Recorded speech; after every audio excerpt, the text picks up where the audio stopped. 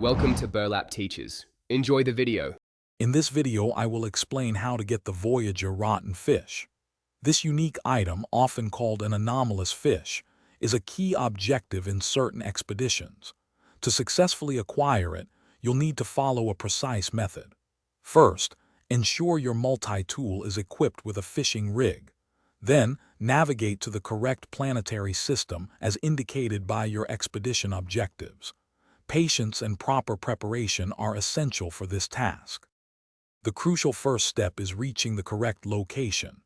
During the expedition, you must travel to the Phase 3 system. Once there, seek out the planet named Tani Aeon. This particular planet has been consistently successful for catching anomalous fish. Upon arrival, find a suitable landing spot close to a significant body of water, as these fish reside in aquatic environments.